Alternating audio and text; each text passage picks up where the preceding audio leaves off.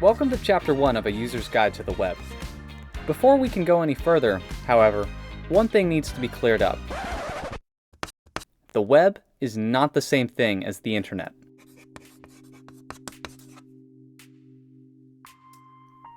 The internet is a vast connection of underwater cables that spans across the globe, while the web is just an application of sorts that uses those wires. A few non-web examples of services that use the internet are email, video chat, digital financial transactions, and video games.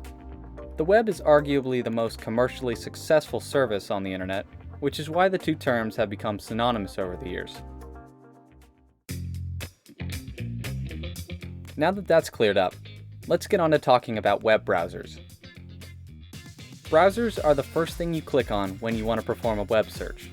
They're applications, and they serve as your portal into the World Wide Web. The four most popular browsers are Google Chrome, Apple Safari, Microsoft Edge, and Mozilla Firefox. We're going to compare the strengths and weaknesses of each browser here, so that you can make an informed decision about which ones best suit your needs at any given moment. It's possible to have more than one browser on your computer.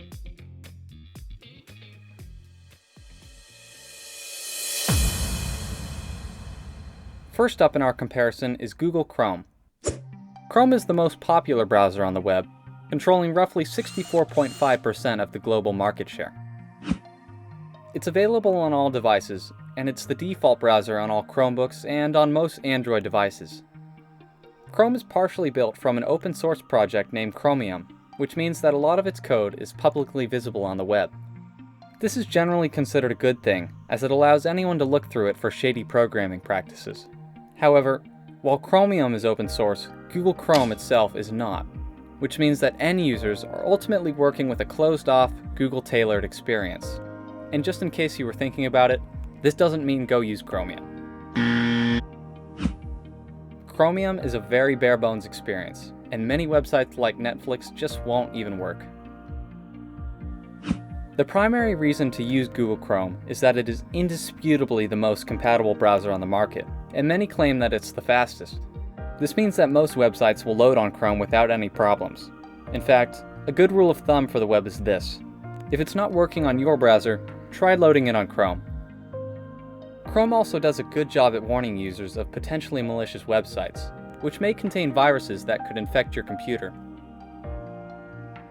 In addition, if you like downloading extensions that personalize your browsing experiences, Chromium-based browsers like Chrome enjoy the largest selection of choices. Now onto the drawbacks of Chrome. If Chrome is your primary driver, you need to be okay with the fact that Google is potentially, and probably, collecting data about your usage behavior for advertising. In 2020, 80% of revenue for Google's parent company, Alphabet, was generated through advertising services. This means that they have a very real incentive to collect user data to improve their models. In addition, Chrome has very few effective privacy features, and they're all turned off by default. This makes sense for a company whose business model is dependent upon data collection. Chrome is also notoriously computationally expensive, so don't use it if you're trying to conserve battery.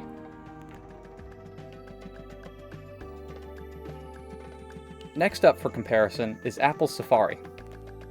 Safari is the second most popular browser on the web, and is exclusively available to Apple devices. It's also the default browser on all Apple devices. Safari is also partially built off of an open source project, but once again, the final product is ultimately hidden from public view. Thankfully, Apple is generally regarded as a very trustworthy company, and their business model does not include ads as a noticeable source of income, so they're probably a much safer bet for privacy than Google Chrome is.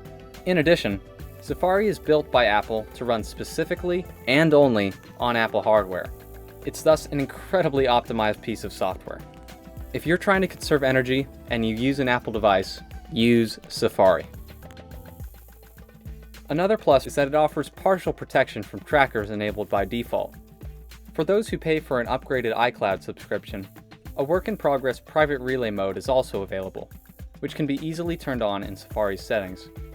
Though Apple doesn't like the techiness of the word, this is essentially a virtual private network, or VPN, which masks part of your connection on the web.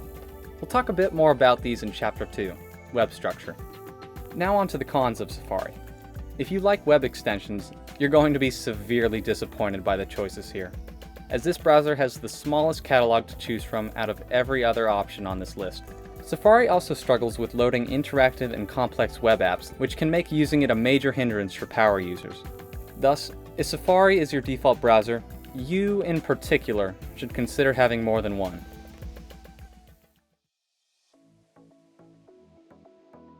Microsoft Edge, you're up. Edge controls 4% of the global browser market share. It's available for download on all major operating systems except Linux, and it's the default web browser on all Microsoft products. Since 2020, all versions of Edge have run on the same Chromium open source platform as Google Chrome, though Edge itself is, once again, ultimately a private Microsoft-owned software. While Microsoft is indeed involved in the advertising business, it only accounts for roughly 4% of their total revenue. So while they certainly collect user data, their business model is not entirely dependent upon it. If your computer runs Microsoft Windows, Microsoft Edge is particularly optimized for power efficiency. Furthermore, because Edge is based on Chromium, it's nearly identical to Google Chrome in terms of web compatibility. In addition, most Chrome browser extensions are cross-compatible with Edge. In terms of privacy, Edge comes pre-installed with 3 different modes, balance being turned on by default. There's an additional strict mode to block all trackers that Edge comes across, though this option may break certain websites. Thankfully, these modes can be easily turned off on a per website basis, allowing broken websites to load properly. The cons of Edge primarily lie in its default data collection practices, though most of them can be turned off. A step-by-step guide of how to do this is in Chapter 4, Configuration. Microsoft's biggest challenge is that it has to convince the world that Edge is not just another Internet Explorer, which is hated online, to say the least.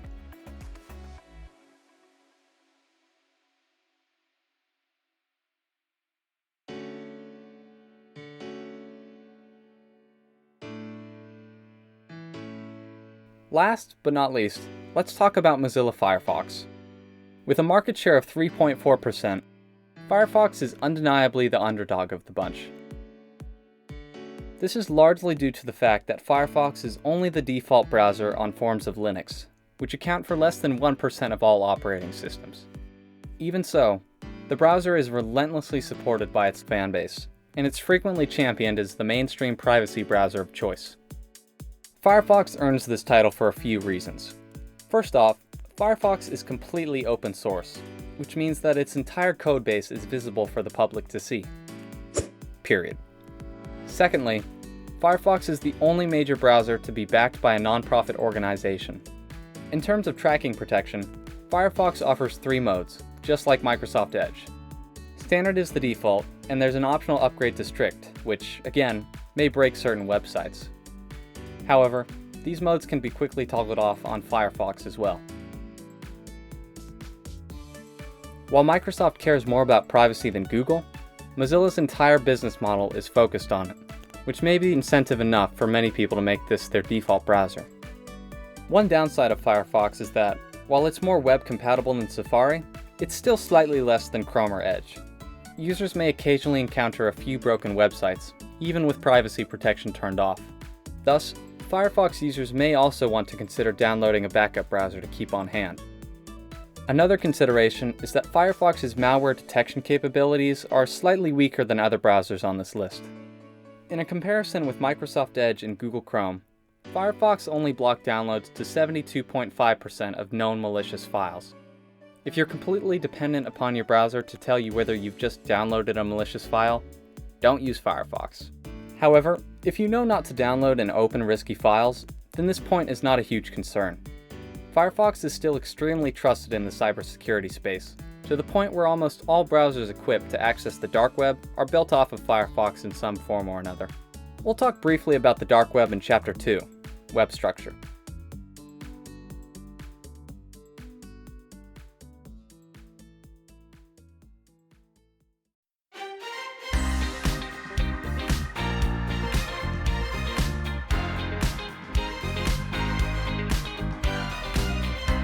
And there you have it. a brief overview of the 4 most popular browsers in the global marketplace. For detailed instructions on how to install and set up each browser, watch Chapter 4, Configuration. Now that we know the different browsers used to access the web, we can start getting into the details of what exactly the web is. When you're ready, click on the next video in this series where we'll cover the basic structure of the web.